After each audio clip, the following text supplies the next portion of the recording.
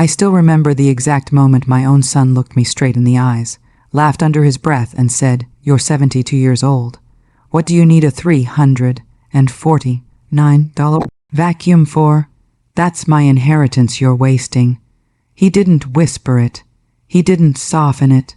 He said it like it was a joke everyone should agree with, like my entire life had already been reduced to a future payout he was entitled to. I stood there in my kitchen, my hand still on the counter, the receipt crumpled in my palm, and in that moment something inside me cracked so loudly, I swear I could hear it. Was I wrong for what I decided to do after that? Honestly, tell me, because even now I still replay that moment in my head and wonder if any mother would have reacted differently. Let me start by saying this.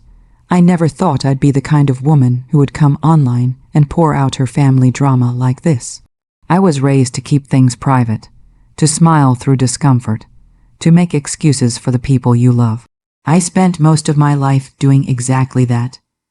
I was the dependable one, the quiet backbone, the woman who made sure everyone else was comfortable before herself.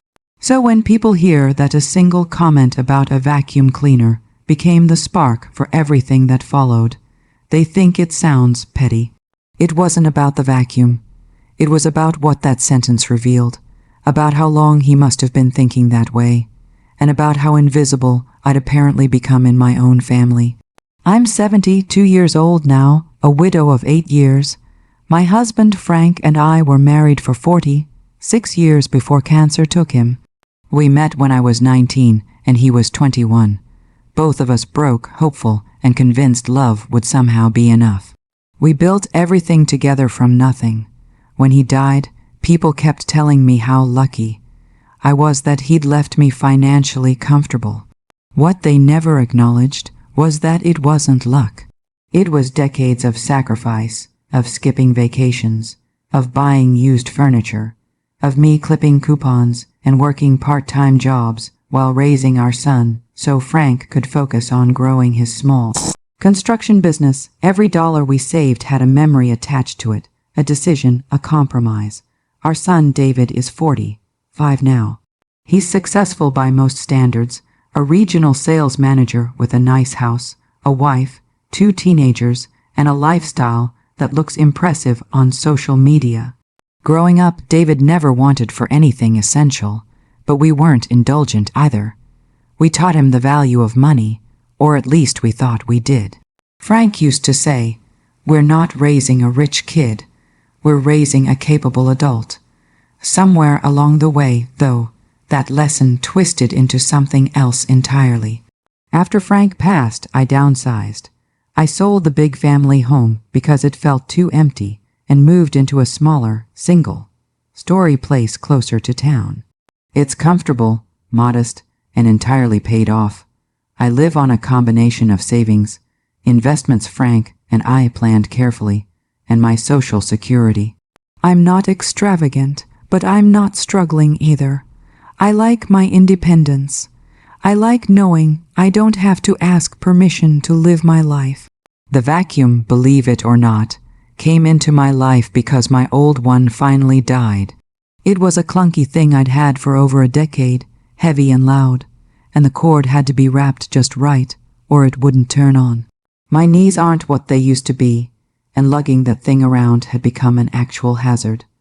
One afternoon, after nearly tripping over it for the 3rd time, I decided I'd finally replace it. I did my research, watched reviews, read about lightweight models designed for older users, and yes, I settled on one that cost $349. To me, it wasn't a splurge. It was an investment in not breaking my hip. David happened to stop by the day it arrived. He saw the box in the hallway and asked, casually at first, what it was. When I told him, his eyebrows shot up. "How much did that set you back?" he asked. I hesitated, not because I owed him an explanation, but because some instinct told me this wasn't going to go well. When I told him the price, he actually laughed. That short, sharp laugh people use when they think someone's being ridiculous. That's when he said it. "You're 72. What do you need a vacuum like that for? That's my inheritance you're wasting. I remember staring at him, waiting for the punchline that never came. I asked him to repeat himself, hoping I'd misheard. He didn't apologize. He doubled down. He said, "I'm just being honest. You should be thinking about leaving something behind, not spending it on overpriced gadgets." In that moment, years of small comments and subtle pressures suddenly snapped into focus. The way he'd ask, "Do you really need that?" whenever I mentioned a purchase. The way he'd suggest repeatedly that I move in with him and his family to save money, even though I knew it would mean giving up my autonomy. The way he'd casually talk about when the money comes to us, as if my death was a scheduled event he was budgeting for. I didn't yell, I didn't cry. I felt something colder settle in my chest. I told him very calmly that it was my money and I'd earned every penny of it. He rolled his eyes and said I was being sensitive.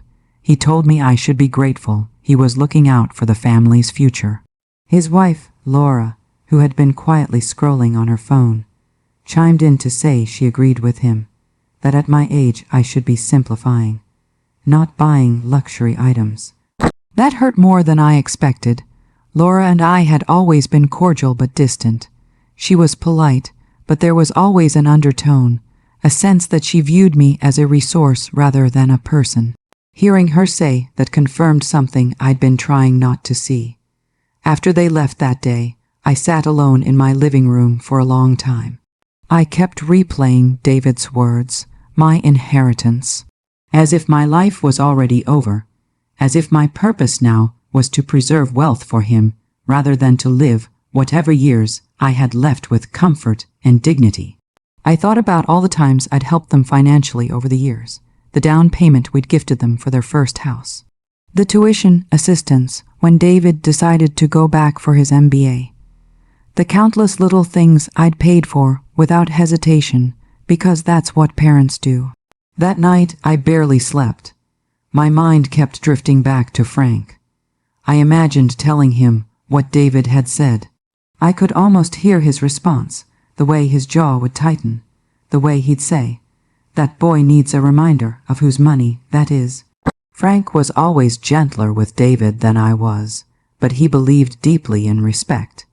He believed parents weren't ATM or retirement plans. Over the next few weeks, I noticed myself pulling back. I didn't call David as often. When he called, our conversations felt strained, careful. He never apologized.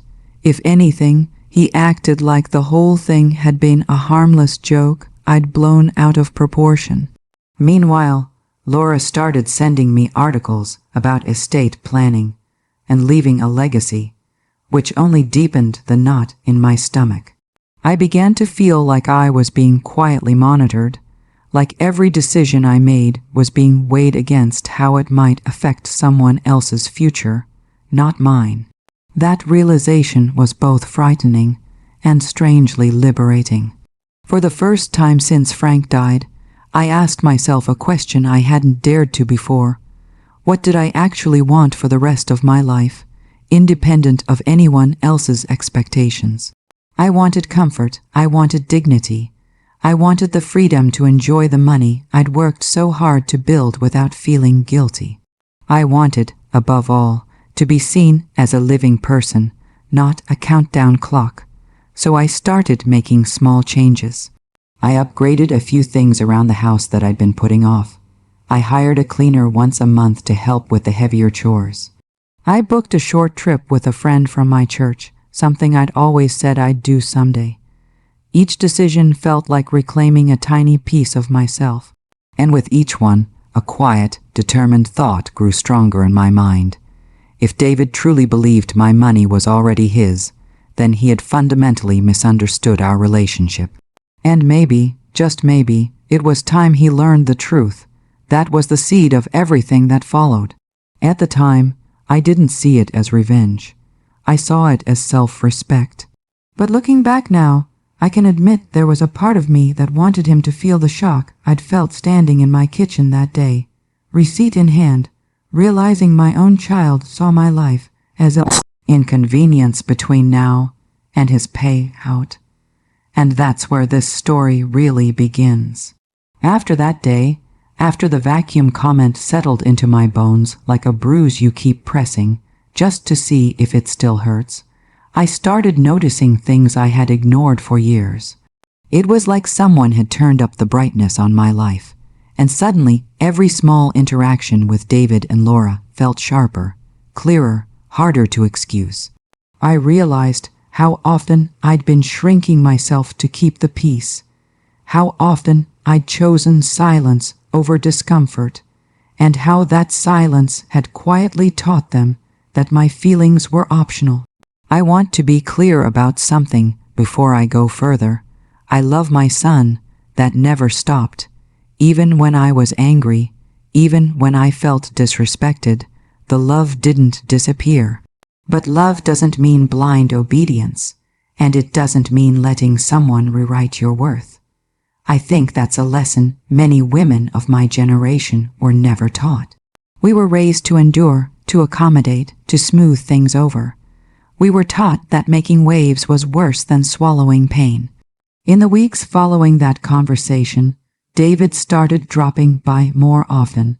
At first, I thought maybe he felt guilty and was trying, in his own awkward way, to reconnect. But it didn't take long to see the pattern.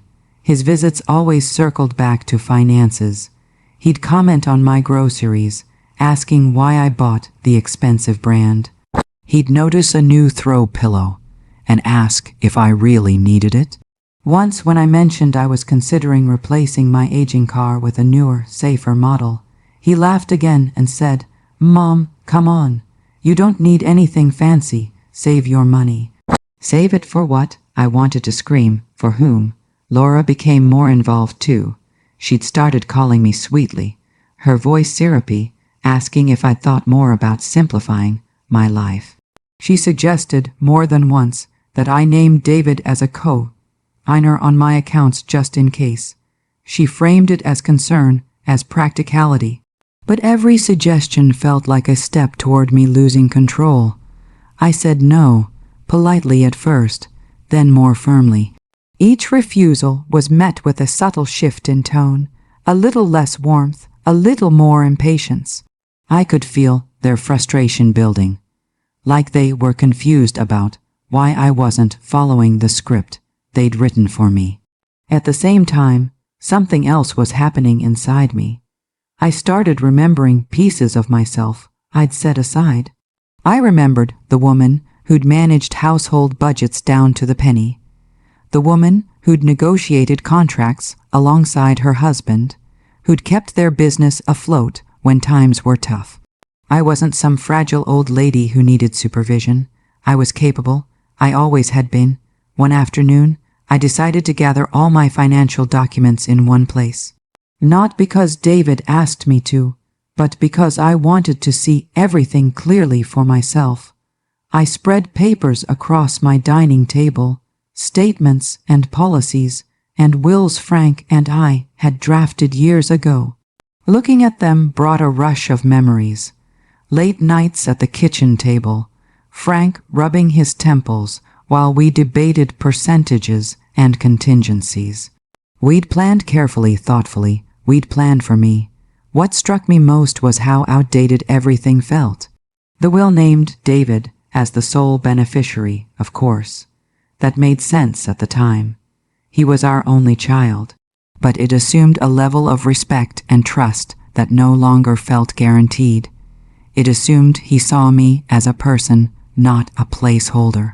That realization scared me more than I expected, not because I feared being left alone, but because I feared losing agency. I'd seen it happen to other women my age. Adult children swooping in under the guise of help, gradually taking over decisions until their parents were little more than dependents waiting quietly for permission to exist. I'd always told myself that wouldn't be me.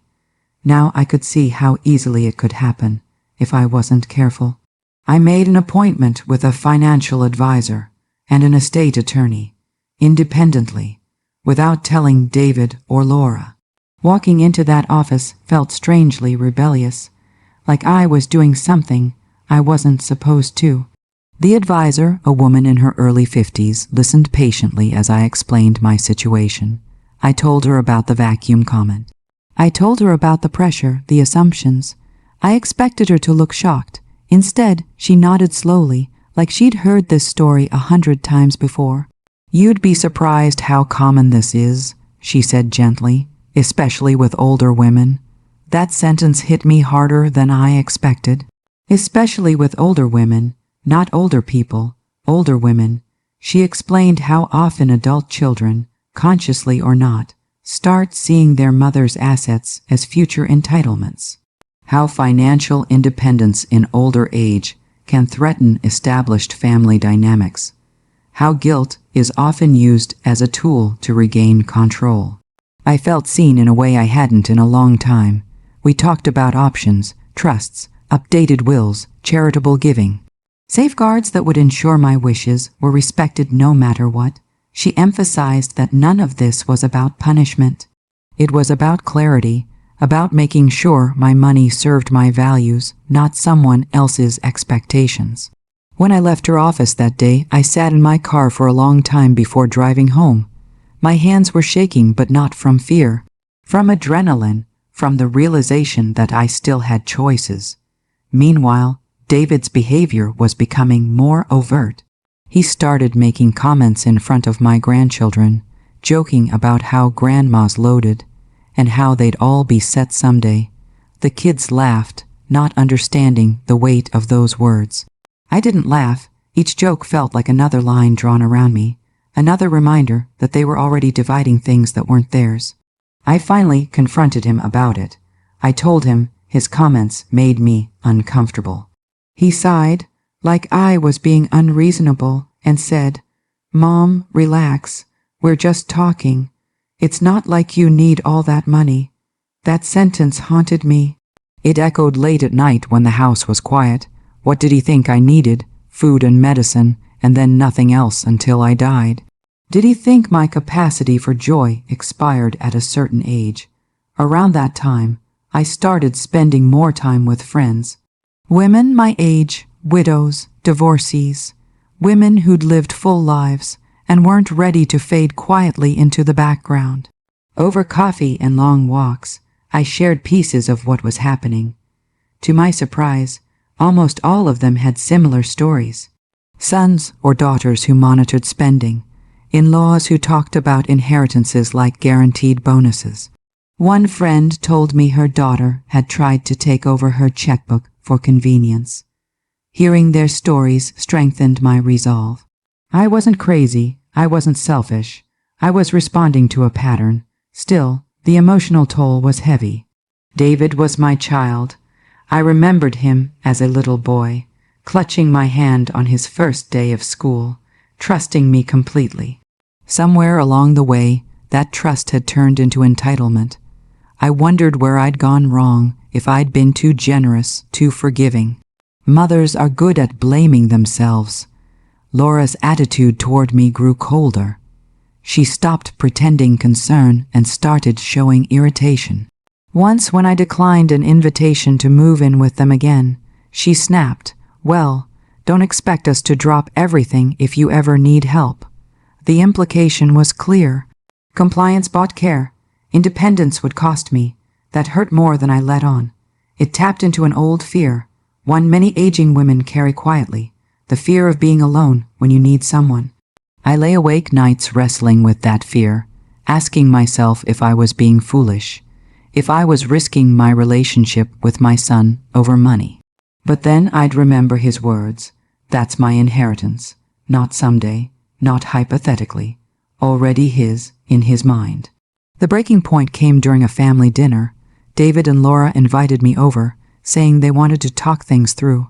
I hoped foolishly that it might be an apology. Instead, it was an ambush disguised as concern. They sat me down at their kitchen table and presented a list of suggestions for my future. Downsizing further, selling my car, transferring certain accounts, updating my will to reflect reality. I listened quietly as they spoke, each sentence tightening the knot in my chest. When they finished, David leaned back and said, "We're just trying to be practical. You don't need all that at your age." That phrase again. At your age, something inside me hardened. I realized in that moment that no explanation would ever be enough for them. No amount of reassurance would convince them I was entitled to my own life. They had already decided the narrative. I was an obstacle between them and what they felt owed. I stood up, thanked them for dinner, and left. I didn't argue. I didn't cry. I drove home with my heart pounding, but my mind clearer than it had been in months. That night, I pulled out Frank's old notebook, the one he used to jot down ideas and plans. On the first page, in his handwriting, was a sentence he'd written years ago: "Take care of her first." He'd meant me, always me. I knew then that whatever came next, whatever decisions I made, I would make them with that principle in mind. Not out of spite, but out of self-respect. David had forced me to see the truth, and once you see something clearly, you can't unsee it. What I didn't know yet was how far this situation would go, or how dramatic the consequences would be. At the time, I thought I was simply setting boundaries.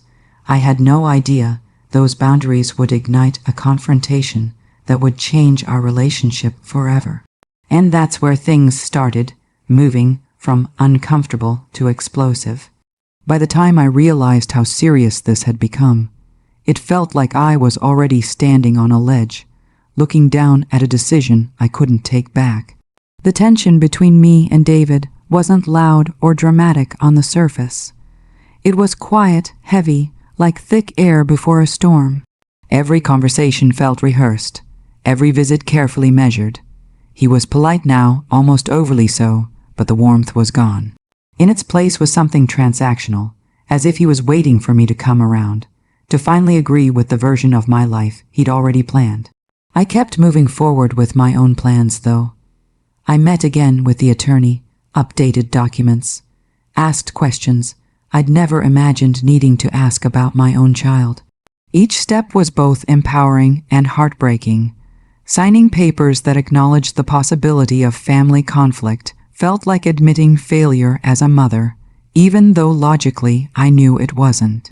Emotion and logic don't always walk hand in hand. The attorney asked me gently if I wanted to tell my son about any of these changes ahead of time. I told her I needed to think about it.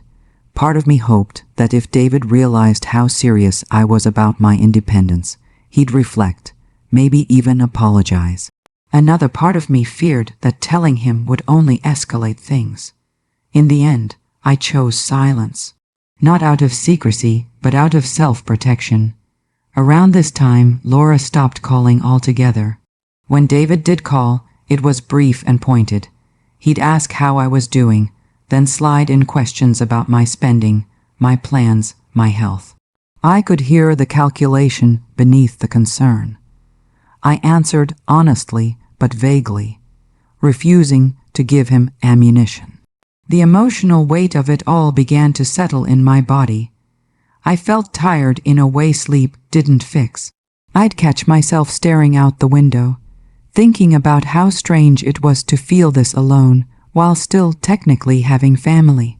I wondered if this was just part of aging, if everyone eventually reaches a point where their relationships thin out and their world grows quieter. But this wasn't just quiet. It was isolating. One evening, after another short, awkward phone call with David, I sat down at my kitchen table and really asked myself the question I'd been avoiding. What was I afraid of? The answer came quickly and painfully. I was afraid of losing my son, not physically, but emotionally. I was afraid that by asserting myself, I'd be written off as difficult, selfish, ungrateful. I was afraid that my grandchildren would grow up hearing a version of me that wasn't true. But then another question followed, one that changed everything. What was I already losing by staying silent? I thought about the constant anxiety, the way I guessed every purchase, the way I felt watched, the way my home, once a place of peace, had become a place where I braced myself for judgment. I realized that in trying to preserve the relationship at any cost, I was erasing myself. That night, I made a decision. I would stop explaining. I would stop justifying. I would live my life as I saw fit, and if that caused discomfort for others, so be it. A week later, David showed up unannounced. I was in the middle of reading when I heard the knock. I opened the door to find him standing there, hands in his pockets, jaw set. He didn't come in right away. He looked around my living room, his eyes scanning, cataloging. I felt like an exhibit. We sat down, and he got straight to the point. He told me he was worried about me, that my recent behavior felt out of character, that he didn't recognize me anymore. The irony almost made me laugh. I told him calmly that I was fine, that I was simply making choices that worked for me. That's when his tone shifted. He said he'd heard from a mutual acquaintance that I'd been seeing lawyers and advisors. He asked me, point blank, what I was planning. There it was, the fear beneath the concern. I took a deep breath and told him the truth, that I was reviewing my plans to make sure they reflected my wishes. He didn't like that answer. His voice rose. He accused me of being secretive, of shutting him out. He said families didn't keep things like this from each other. I reminded him that families also didn't treat each other like financial assets. That's when he said something that still stings when I think about it. He told me I was being selfish, that after everything he'd done for me, I owed him transparency. I asked him quietly what exactly he thought he'd done for me that entitled him to control my choices. He didn't have an answer. He just looked angry. The conversation went in circles. He insisted he was just trying to protect me from making mistakes. I told him I'd been managing finances longer than he'd been alive. He said, "You're not getting any younger." I said, "That doesn't mean I'm incapable." Eventually, he left in frustration. The door closing behind him felt final in a way that scared me. I sat there afterward, shaking, wondering if I'd just crossed a line that couldn't be uncrossed. This is the part where I want to pause and talk directly to you, because I know opinions will be divided. So that was the situation I was in. My own son believed my money was already his, monitored my spending, and accused me of selfishness for asserting my independence. Before I tell you what I did next, I want you to stop for a moment and think. If you were in my place, would you prioritize keeping the peace, even if it meant shrinking yourself? Or would you stand your ground knowing it might cost you the relationship? Please tell me honestly what you would have done.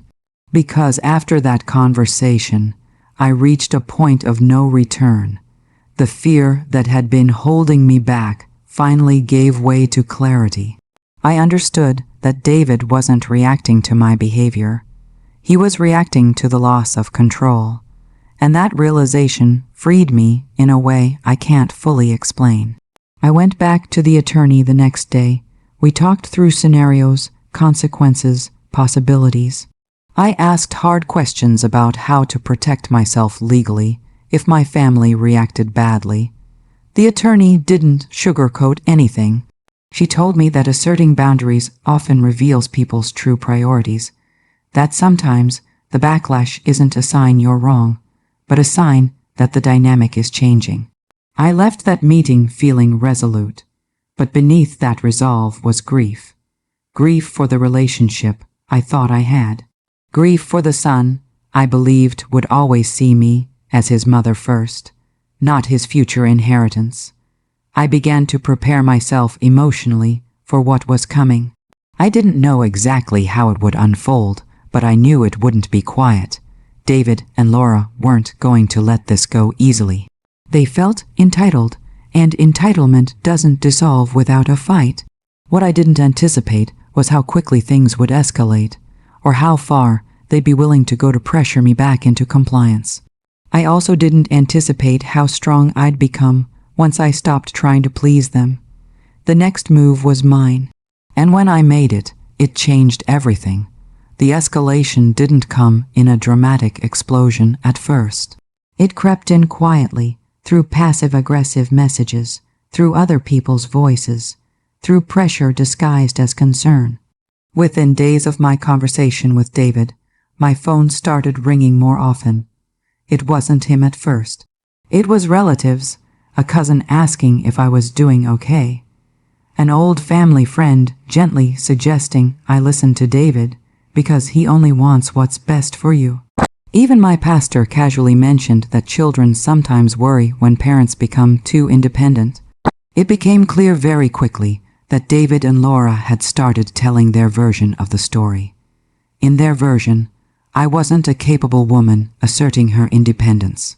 I was a confused, stubborn old widow making reckless decisions and shutting out the people who loved her.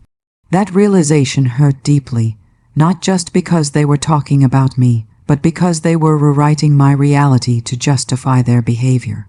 Then came the real confrontation. One afternoon, I received a message from David telling me he and Laura were coming over and that we needed to talk. Not asking. Informing, something in my chest tightened, but I told myself I would stay calm. I had done nothing wrong. This was my home, my life. They arrived together, faces set, energy tense. Laura didn't even bother with small talk. She sat down and immediately launched into it. She said they were worried about my mental clarity, that maybe I was overwhelmed after Frank's death and making emotional decisions. She suggested, outright, that I get evaluated by a doctor just to be safe. I felt my hands go cold. David backed her up. He said he'd been reading about elder financial abuse and that sometimes outside influences convince seniors to make bad choices.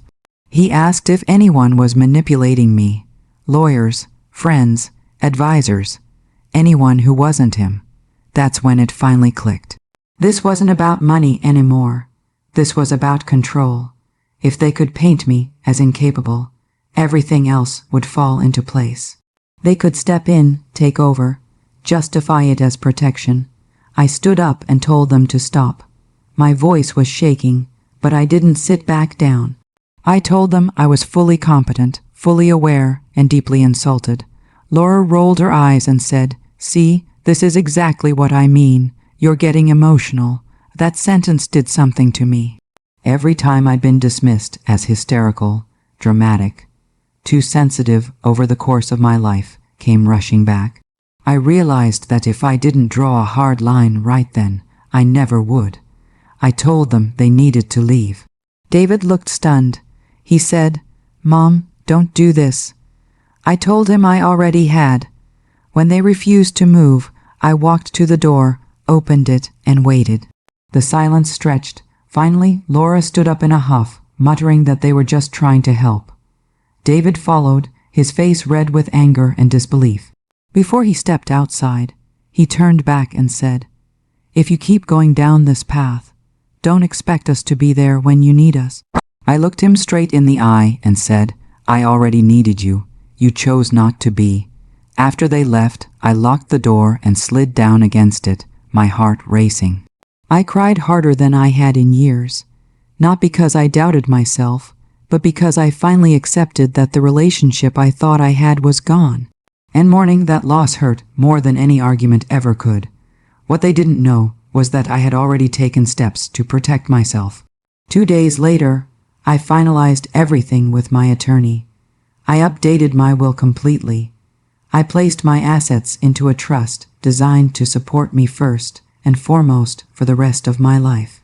I set clear legal boundaries that prevented anyone from challenging my competence without substantial proof. I designated a neutral third party as executor, not a family member. And yes, I changed how my estate would be distributed after my death. I didn't disinherit David entirely. I want to be honest about that. This wasn't about revenge. It was about accountability. His share became conditional, structured, delayed. Significant portions of my estate were redirected to causes that mattered deeply to me. Women's shelters, scholarships for older women returning to education, and a local charity that helps widows navigate financial independence. I also set aside funds directly for my grandchildren, protected from parental control. Signing those documents was one of the hardest and most empowering things I've ever done. When David found out, all hell broke loose. He called me screaming, not upset, not hurt, enraged. He accused me of betrayal. He said I was punishing him. He said I was choosing strangers over my own family. At one point, he actually shouted that money was supposed to be mine, and there it was. The truth, raw and undeniable. I told him calmly that no money had ever been his, that it belonged to me and my husband, and now to me alone. I told him that his behavior had consequences, and that if he wanted to rebuild trust, it would take time and accountability. He hung up on me. Laura sent a message later that night telling me I was cruel, vindictive, and heartless. She said I was destroying the family. I didn't respond. The aftermath was brutal in its own quiet way. Weeks went by without hearing from them. I didn't see my grandchildren. That pain cut deep, deeper than I can put into words. There were days I questioned myself, days I stared at old photos and wondered if I'd been too harsh. But something else happened during that silence. I felt peace. For the first time in months, my home felt like mine again. I stopped second, guessing my choices. I bought what I needed. I lived how I wanted. I slept better. I laughed more. The anxiety that had been sitting in my chest slowly loosened its grip. Friends stepped in. Community stepped in. Women who understood stepped in. I wasn't as alone as I'd feared. Eventually, David did reach out, not with an apology, but with a cautious, clipped message asking if we could talk. We did, briefly. I told him the door to a relationship was still open, but only if it was based on respect, not entitlement. I told him I would not discuss my finances again. He didn't like that answer, but he heard it. We're not close now. I won't pretend we are. The relationship is changed permanently, but it's honest, and that matters more than forced harmony. What I learned through all of this is something I wish I'd understood sooner. Independence doesn't expire with age. Dignity isn't something you outgrow, and love that demands self-erasure isn't love at all. The vacuum is still in my hallway closet, by the way. It works beautifully, light, quiet, easy to use. Every time I pull it out, I think about how absurd it is that such a small object revealed such a massive truth. And now, after everything that happened, after the confrontation, the fallout, and the choices I made, there's only one thing left to share. What this all taught me, and why I don't regret standing my ground for a single second. That's what I want to leave you with. When I look back now, with some distance between me and the chaos, I can finally see the full picture without my heart racing. I can admit that what hurt the most wasn't the money, or even the threats of being cut off emotionally. What hurt the most was realizing how easily a woman's life can be reduced to a balance sheet once she reaches a certain age. Somewhere along the way, I stopped being seen as a living, breathing person with needs, wants, and dreams, and started being seen as a waiting room for an inheritance. That truth was devastating, but it was also clarifying. I spent many nights after everything happened asking myself if I could have handled it differently, if I should have explained more gently, if I should have ignored the comment about the vacuum and let things go on as they were.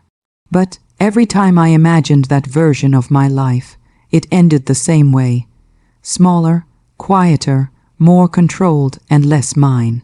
I would have spent my remaining years apologizing for existing, just to keep others comfortable, and I know now that would have broken me in ways I might not have recovered from. What surprised me most was how much stronger I felt once I stopped chasing approval. I didn't suddenly become fearless. I still miss my grandchildren terribly. I still ache when I see families together and feel the absence of what we used to have. But the fear no longer runs my life. I wake up each morning knowing my choices are my own. That knowledge is priceless. I've also come to understand something important about boundaries. They don't destroy relationships. They reveal them. When I drew a line and said, "This is my life," the people who truly cared about me adjusted. The people who benefited from my silence pushed back. That distinction taught me more about love than decades of people pleasing ever did. If there is one thing I hope women hear when they listen to my story, it's this: your worth does not diminish with age. You don't suddenly lose the right to comfort, joy, or autonomy because your hair turns gray or your children grow up. You are not selfish for wanting a good quality of life. You are not cruel for protecting what you built. And you are certainly not obligated to shrink yourself so others can feel secure. My relationship with David may never return to what it was, and I've made my peace with that. I didn't lose a son because of money. I lost an illusion about who he was willing to be when money was involved. And as painful as that realization was, living in truth is still better than living in denial. Sometimes people ask me if I regret not just giving in, if it would have been easier. And yes, in the short term, it probably would have been. But easy is not the same as right. And easy almost always comes at a cost that women are expected to quietly absorb. I decided I was done paying that price, so that's my story. That's what happened after my own son told me I was wasting his inheritance on a vacuum cleaner at 70, 2 years old. I stood my ground, I chose myself, and I don't regret it. Now I want to hear from you. Was I wrong for what I did? Would you have handled it differently? Like this video if you were on my side, because it helps more than you know. Subscribe if you want to hear more real stories like this.